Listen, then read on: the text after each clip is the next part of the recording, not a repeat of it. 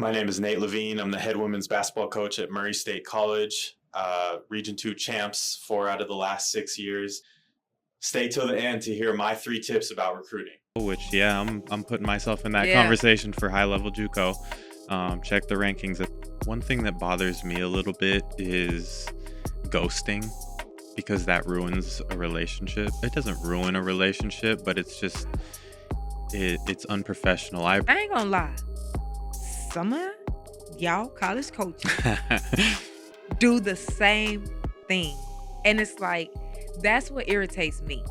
One thing for me is I never want to be the old dusty coach. Like I want to have relatability to my players. So because I had old dusty coaches when I was in high school and college.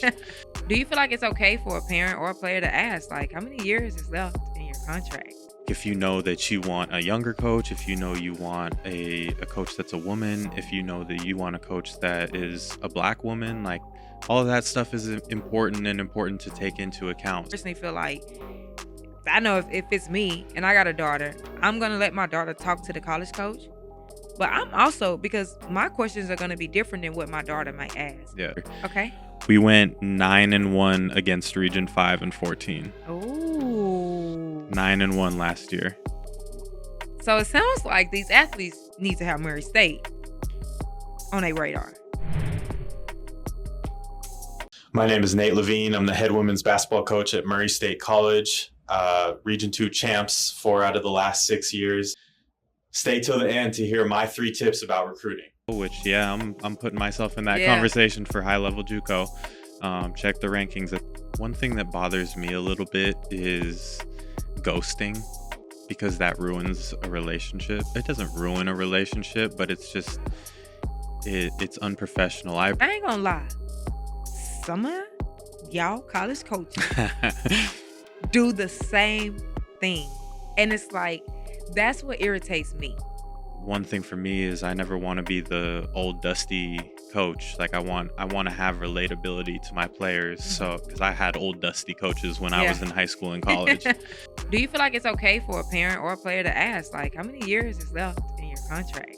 If you know that you want a younger coach, if you know you want a coach that's a woman, if you know that you want a coach that is a black woman, like all of that stuff is important to take into account. I personally feel like, I know if it's me and I got a daughter, I'm going to let my daughter talk to the college coach.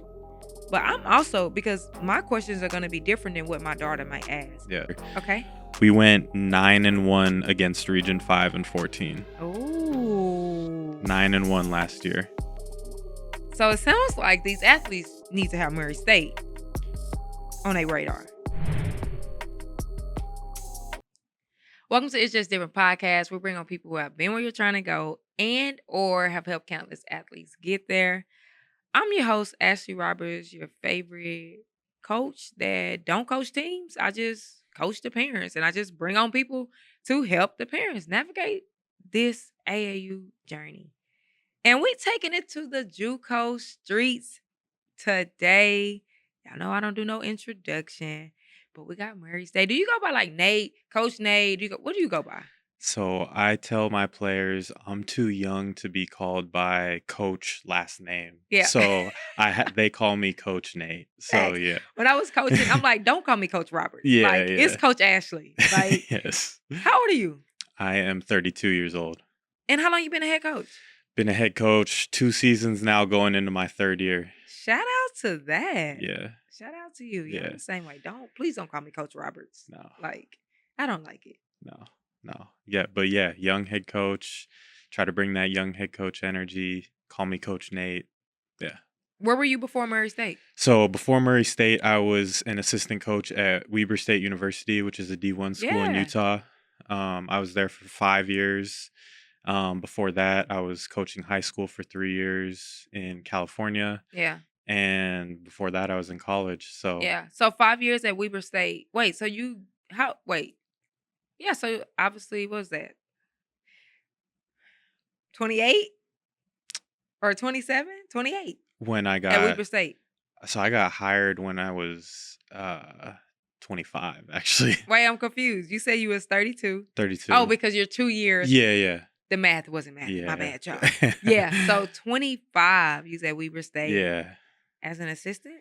Yeah. So my first year or two, I was doing like video and Yeah. ops and stuff like Yeah. that. And then I was promoted to assistant coach. And, it's funny moving out here to Southern Oklahoma, Texas area. My recruiting territory while I was at Weber was actually Texas, Oklahoma, Arkansas, Arizona, Nevada, JUCO. Mm-hmm. And so I had just added JUCO that last year, but really I was recruiting Texas already, so that's why this move was very natural. Yeah. So Yeah. Talk about that. So, I mean, obviously becoming a head coach, that's pretty dope. But like, how was that transition going from D1 to JUCO? so it's a lot smoother than you would think as far as recruiting go. I'm assuming we're Yeah. asking based on recruiting because um when you're recruiting at this level at high level JUCO, which I'm putting myself in that Yeah. conversation for high level JUCO. Check the rankings at the end of this Yeah. year. Okay then. Um, Okay then.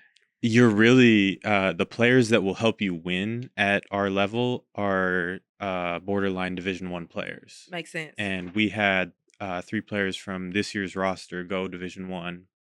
And so going forward, what I look for is that I look for Division 1 players. Like as we recruit and stuff, I look at it like, could they have played for us at Weber State? Could they have been a role player for us at Weber State? Because Weber State is Great point. low major. Mm-hmm. And so if I see that, or I see that they were better than one of our players, which there are a lot of those in Texas, because Texas, specifically Dallas, it's the mecca of high school girls basketball. Another reason Austin, why I I need came. that in the reel. It's the mecca of high school girls basketball, Dallas, Texas. Bad. So it's easy for me to kind of see it translating to our level Mm-hmm. at JUCO. Yeah. Now, so you talked about like high level, right? I feel like just like there are levels at D1, there's levels at JUCO.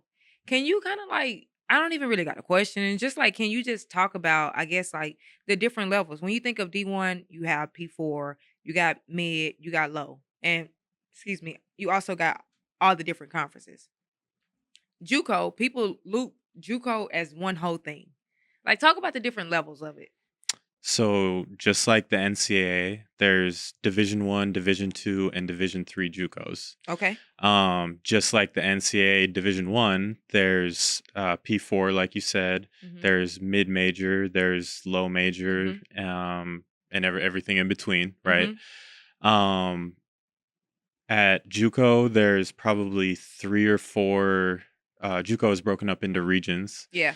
And Wait, let me stop you real quick. Yeah. So we're gonna go into the regions, but you said, because I know some people was like, wait, what? You said that JUCO has JUCO D1, JUCO D2, and JUCO D3. D3. Yep. Let's start there.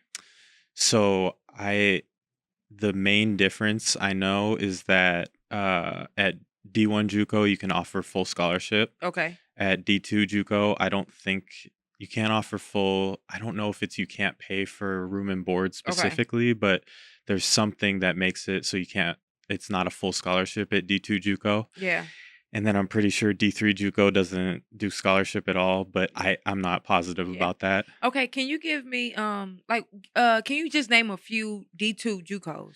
Yeah, so it's interesting. Region 2, which sorry, I'm jumping into the regions, No, you're but good.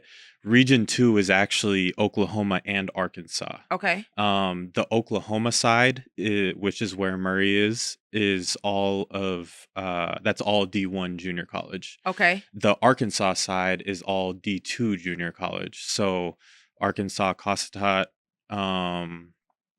SAU Tech, North Ark. I'm blanking on that Okay. region, but So I got you. So okay, that makes sense. So basically, actually, here's a good one. Johnson County up in Kansas won the D2 JUCO national championship. So that's Got a it. really, really, really good program. Congratulations on taking the first step, and that's watching this episode. But you need something more. You really need a community. a community of parents that's going through the same thing, that can talk, laugh, share struggles, share wins. You need a community that's going to give you monthly resource drops on how to create a highlight tape, what to send to college coaches, and a community that's going to bring in guests, bring in college coaches, bring in experts to give you information. I got the community for you. The different community, and you need to be there. The different community, and you need to be on the inside. Click the link in this description, and I'll see you on the inside. Think Okay. So, but preference, if a kid is looking JUCO, obviously your first is JUCO D1 at the end of the day. So we talked about D1, D2, D3, and then going to the regions. Yeah. So the regions, so I think there's 18 regions at D1. Maybe it might be slightly more than that. If you want to call it the Power 5 regions or the big time regions, are Region 8, which is Florida. Yeah. Regions 5 and 14, which are both in Texas, and then Region 6, which is Kansas. And then I also think that Region 18 is really strong. That's like Salt Lake Community College and College of Southern Idaho. And then Region 1, which is Eastern Arizona, like the Arizona League.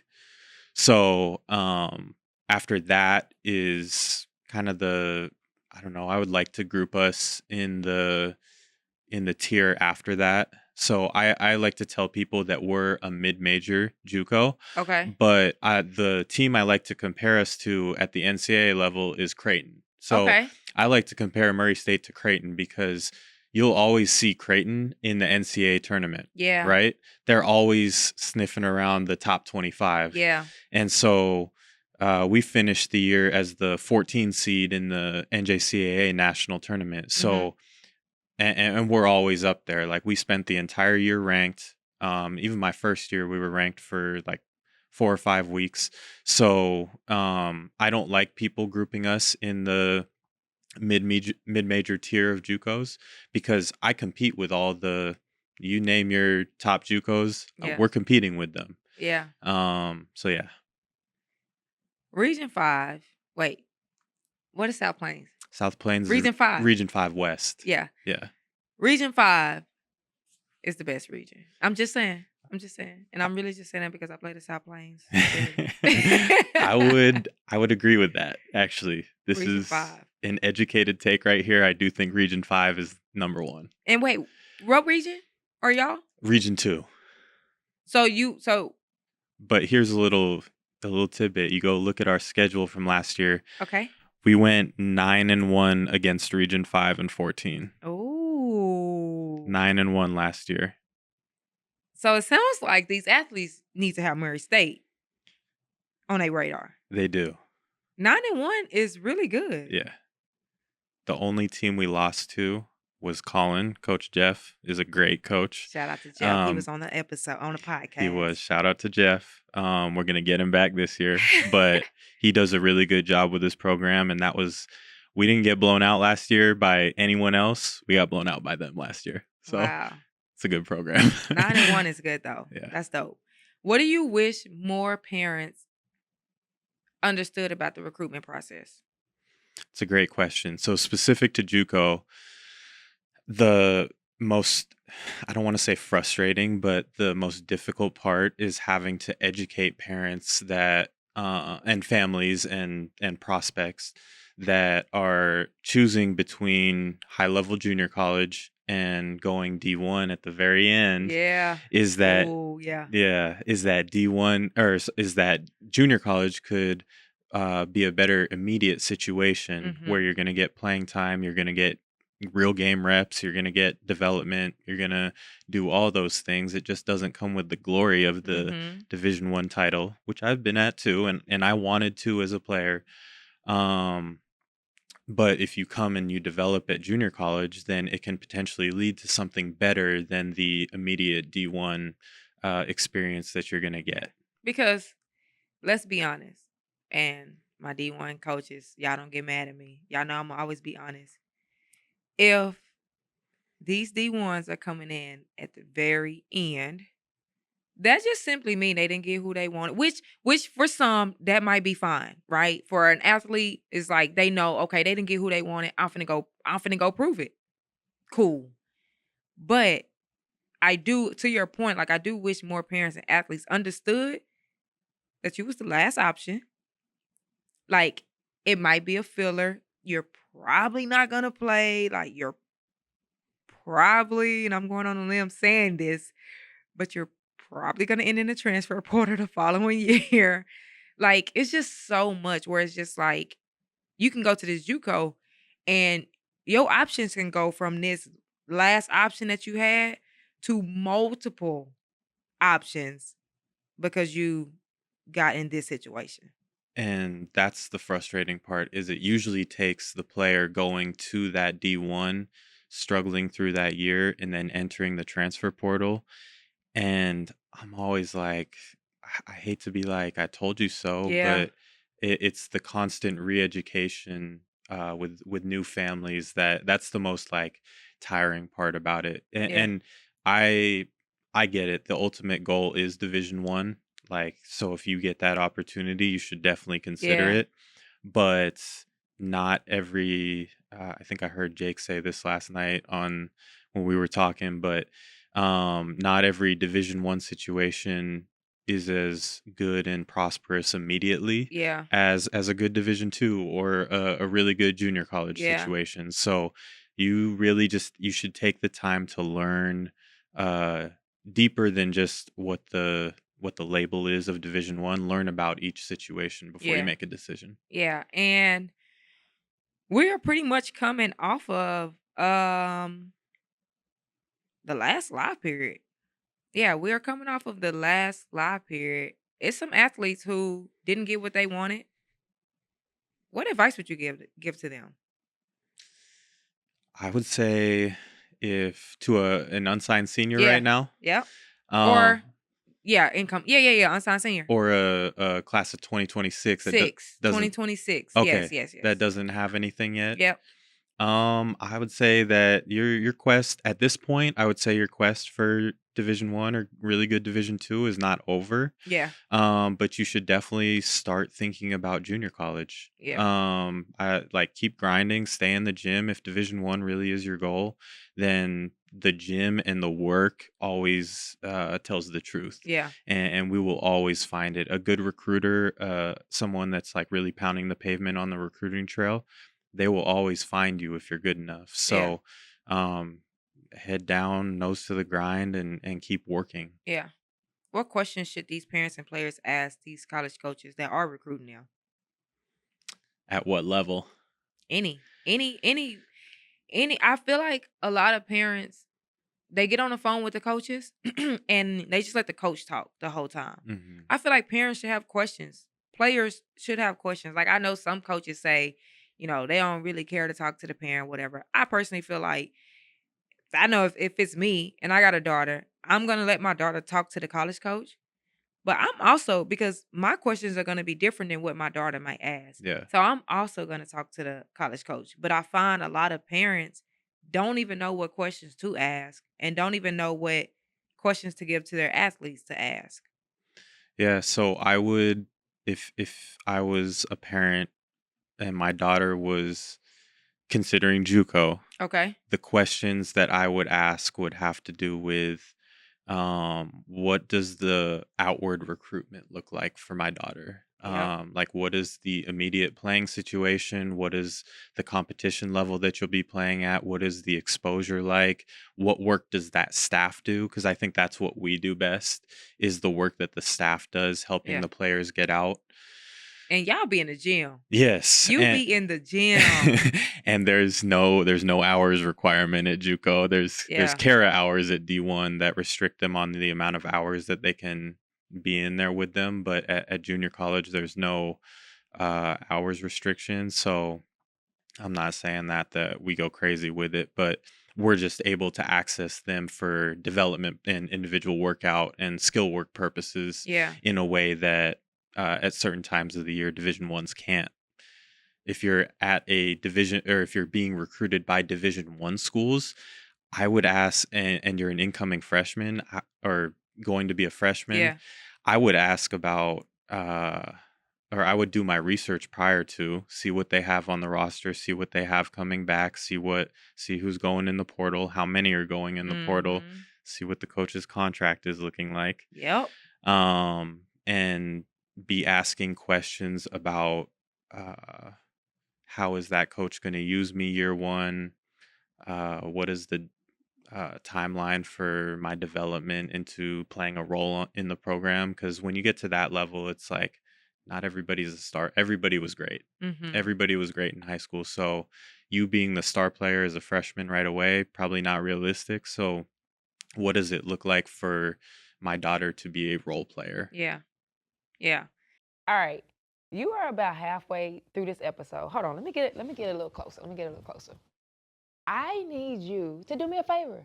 I need you to hit the subscribe button. And while you at it, hit the like button.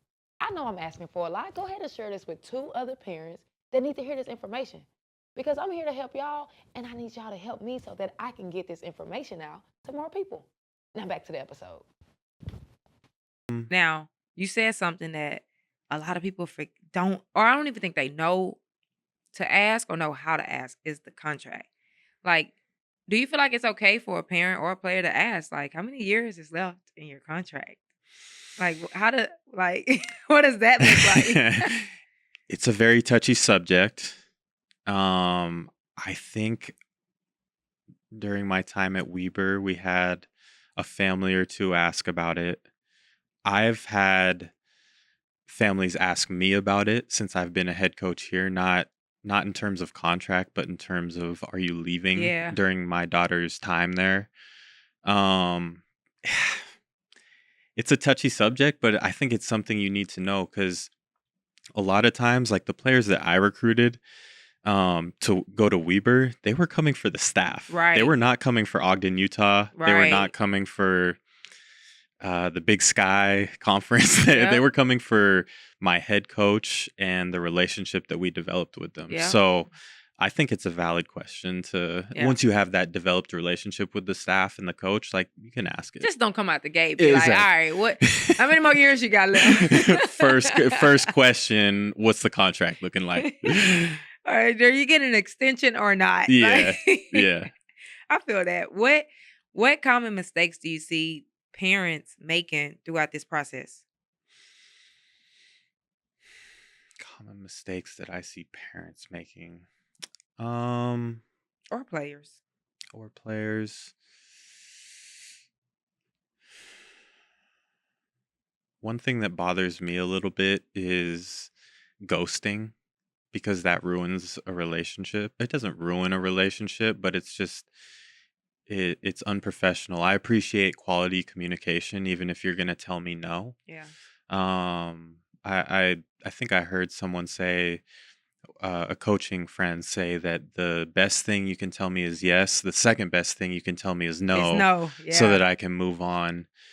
And we're just in an era of young people that like to not respond and will ghost you and then come back later when they don't have Yeah. something. And I just that rubs me the wrong way. Yeah. I tell our players when they get to campus and we have our first meeting, I'm not your boyfriend, I'm not your girlfriend, I'm not your significant other. Yeah. I'm your head coach that is trying to do something for you here. Especially at the JUCO level, I'm working my butt off every day to get you out, to get Yeah. you on to the next thing. So when I send you a text, like if you're taking a nap or something, I get it, but like we have your schedule on Teamworks. I see that you're in class right now. If you don't respond to me right away, that's fine. But I expect our players to respond to me within 10 to 15 minutes of me sending a text. At least give me a double tap and like it or Yeah. something like that. Yeah. Now, we talked about the ghosting, and I agree. Like, I think players, especially when we're talking JUCOs and D2s, like I do think players do that a lot. But I ain't gonna lie, some of y'all college coaches do the same thing. And it's like, that's what irritates me. Like, and again, I'm with you. Like, I think that the players have to be better in that aspect. But I feel like a lot of the coaches will say that, and some of them do the same thing. Fair. Like, Fair. and I can't stand it. Like, if you say you're gonna offer a kid, I feel like if a college coach tells an AAU director or a media personality or whatever, like I love this kid, I'm gonna offer this kid, blah blah blah.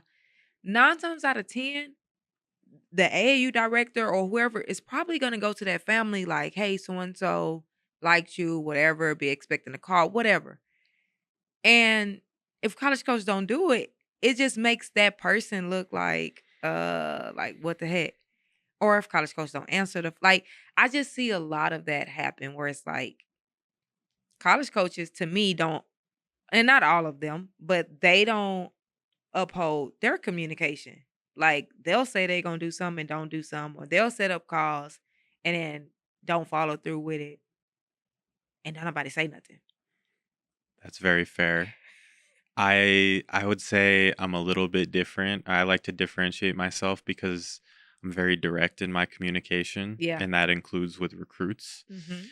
Where I think honesty is the best policy. Yeah. And if I don't if a player does not fit, I don't want to say I don't like somebody, because a lot of these players that are not good fits for me are really nice people. So I like to tell the AU or high school coach right away if I don't think that player is going to be a good fit. I don't want to drag anything out. I don't want to waste anybody's time.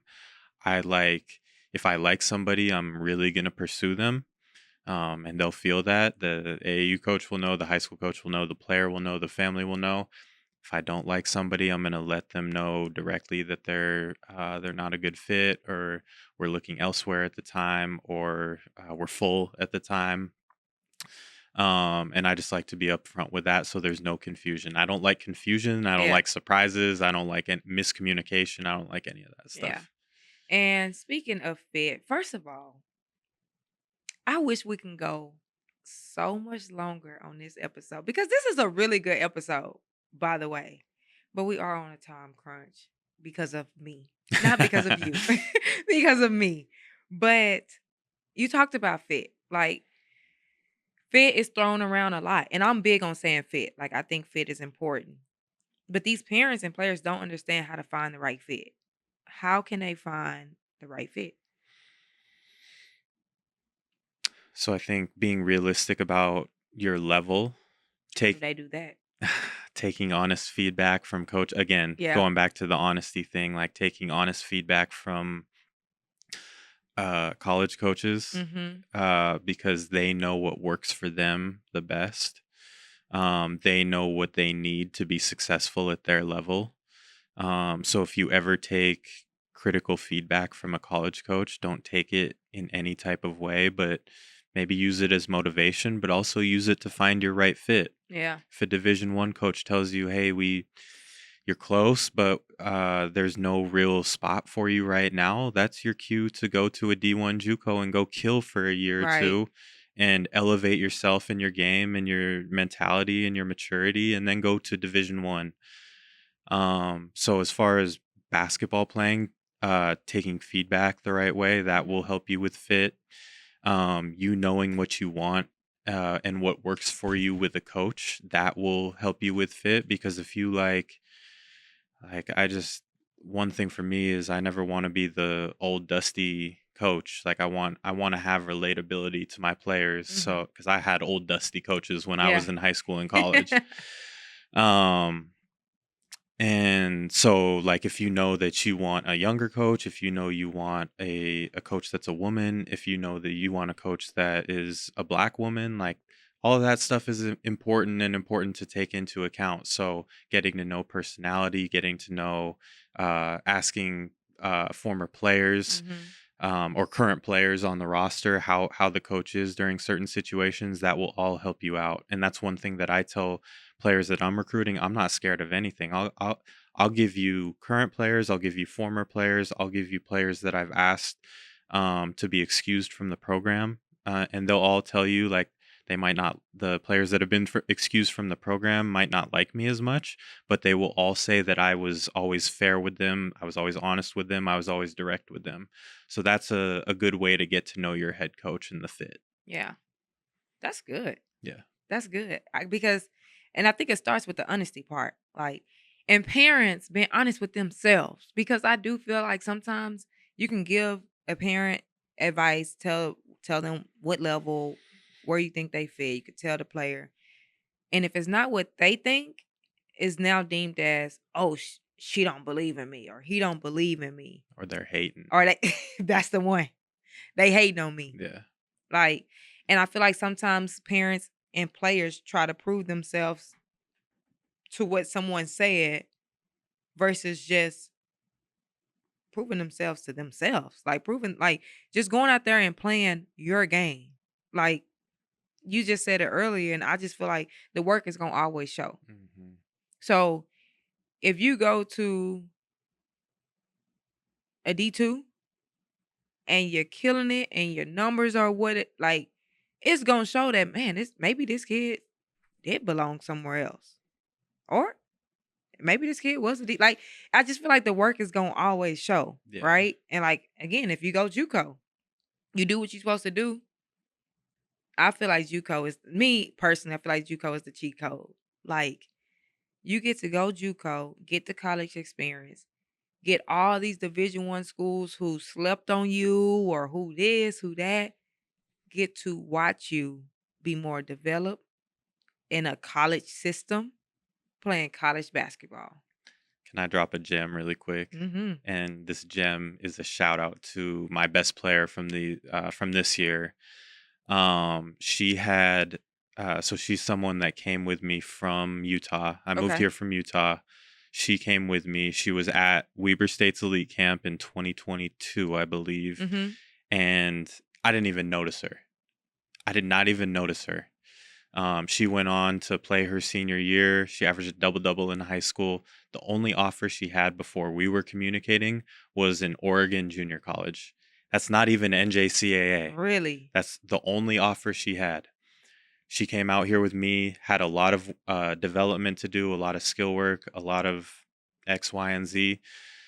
We had a very successful season this year. She was Region 2 Player of the Year.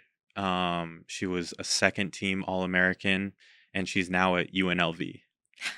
So Wow. JUCO really, I liked what you said there. JUCO is the cheat code, or JUCO is like the best kept secret. It really is, because she elevated herself from a non-NJCAA junior college offer to going to UNLV within 2 years. And what's lost in that, it doesn't work like that for everyone. She is the hardest worker. I was finna say what went into that. Yeah, she's the hardest worker I've ever been around. She plays harder than anybody I've ever seen at any level.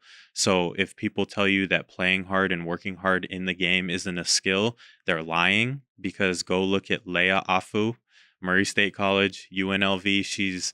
She plays harder than anyone I have ever seen. Averaged 5.5 offensive rebounds a game, 13 rebounds per game, only averaged 12 points a game. So she's the best example of work getting you to the next level. Yeah, and you just said she only averaged 12. Like, you don't have to be scoring 20 a game and trying to get 30. And like, one, you have to be effective, right? And you just threw out multiple numbers, from points, from rebounds, like multiple numbers. I also feel like it's always deemed as you got to score the most points. You got to have 20 points. You got to do this. Everybody is all on scoring, scoring, scoring. And I am going to say, because I do believe, I'm always playing like devil's advocate. I feel like I'm always on all the sides. But I do believe a lot of coaches say like scoring don't matter. I think scoring does. At the end of the day, like, a coach is gonna look at somebody. If you can get a bucket, we like you. Yeah. Right? At the end of the day. But there are other parts of the game. It's just you have to if you're playing hard, you're diving after the ball, you're doing all the different things, you also have to have something else to where a coach can be like, okay, I want this kid. Yeah. Would you agree, or am I wrong in that? I would totally agree with that. And we had so all 6 of our sophomores were able to go to the next level. 3 of them are going D1. 3 of them That's are going dope. D2. It was an amazing year for us. And I would say that they all brought something outside of scoring Yeah. that made them valuable to the team. And honestly, like, people might think this is funny, but like being a good student and being smart, that's valuable to the team. Absolutely. Being a great passer, having great basketball IQ, that's maybe not something that shows on the stat sheet every time. That's valuable to the team. All the hustle stuff that Leia does, like even the times where she didn't get the rebound, her offensive rebounding effort created something for somebody else. So her playing hard, that's a skill that's valuable to the team. So Yeah. exactly what you said. Man, in every episode, I always shout out. I mean, I know coaches can't respond. Maybe you can. I don't know. But I always shout out a parent, a family that's in my different community. And you just explained Kaylee Rogers to the T. She's a 2026. She plays with Team Lex Select 40. Live period is over. She'll be at Cedar Park High School. And I don't really know what her recruitment looks like, but all I know is you just explained her. So Kaylee Rogers is definitely somebody you need to check out. I will see it this weekend, right? She'll be at Earn Not Given. Yes. Okay. Yes, she will. Okay. As we wrap up, I start the podcast off with what's different. Actually, I think we just start talking. I don't even think we talked about like what's different in the game. I really think that we just went right into it. But 2 parts. What makes you different and what makes Murray State different? It's a great question. I would say what makes me different is I'm the coach that's going to get out there, and there's not a single thing that I ask of you that I can't get out there and demonstrate myself. So that builds the credibility and trust with my players that, like, okay, I'm going to ask you to do these sprints. In the preseason, I got out there year one and was doing sprints with my team at 7 a.m. I'm going to do it. I'm asking you to jump stop and finish off 2 feet, or pro hop or jump stop step through. I'm going to demonstrate that at a high level before I do it. So that, and then I have a competitive edge to me that is second to none. And I think it might have come out a few times on this episode. I don't know. Yeah. Let the people respond, but I have this like blood boiling feeling inside of me that drives me, even like in the middle of the summer right now, to like recruit as hard as I possibly can so that I don't lose. Like I don't like losing in recruiting. It kills me. I always wish I wish the recruit best of luck going forward, but inside of me it's like I just lost and I hate that. And the reason I push so hard in recruiting in the summer is so I don't lose during the winter. And so I don't know if everybody has that drive. I don't know if it's because I'm a young head coach. I don't know what it is, but like I just have this feeling inside of me that I don't want to lose. I hate losing so much. Yeah. What makes Murray different is the town itself. The community is really great. I looked at where it was on a map when I got the call about the job, and I was like, no way, because I'm somebody that's only ever lived in a big city, coming from living in Salt Lake City, Utah, with like 2 million people out there, to a town of whatever it is, 5,000. Yeah.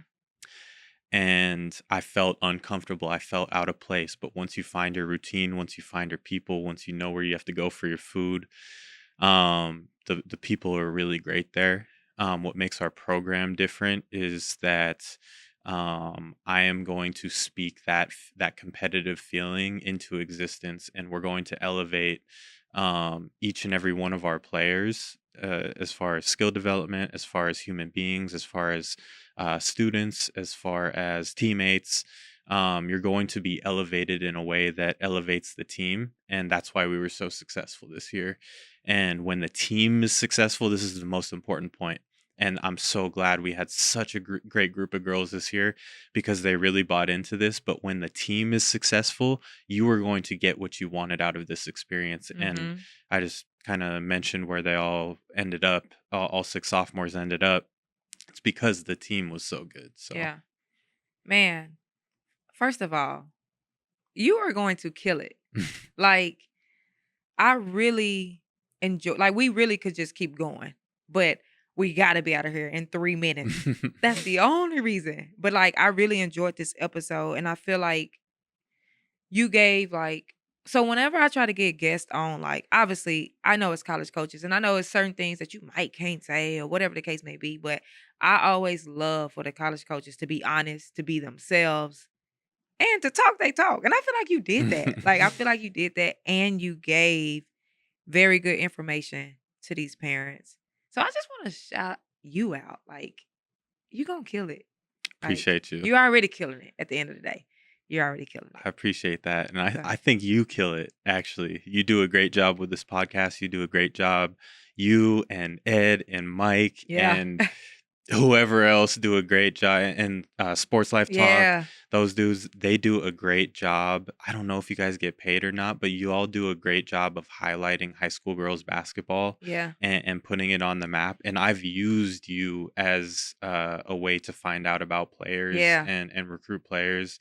And so you do such a good job with the platform and doing your best for girls basketball. Yeah. And I appreciate that, especially because, like I said, and you know this, Dallas, Texas is the mecca of girls basketball. So it's Yeah. great to highlight it. Yeah. And this channel, it's a little monetized, so it's a little bit of money coming in. But what I need y'all to do is subscribe, because I want to keep bringing college coaches and experts in to give y'all information.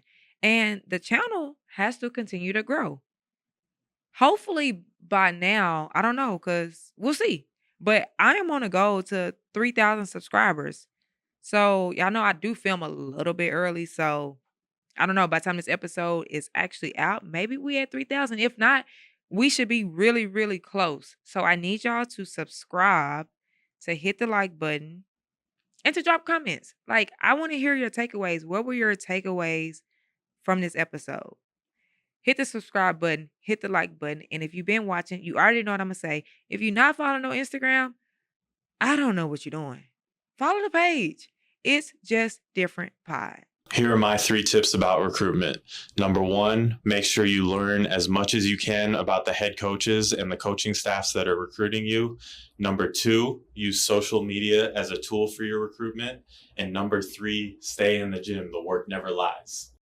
Thank you for tuning in to this episode and staying to the very last minute. For that, I got a gift for you. I don't know if you can actually see this because I got black on black, but I have merch, different merch. And you can get your different merch at itsjustdifferentapparel.com. Use code podcast to get 15% off. See you next week.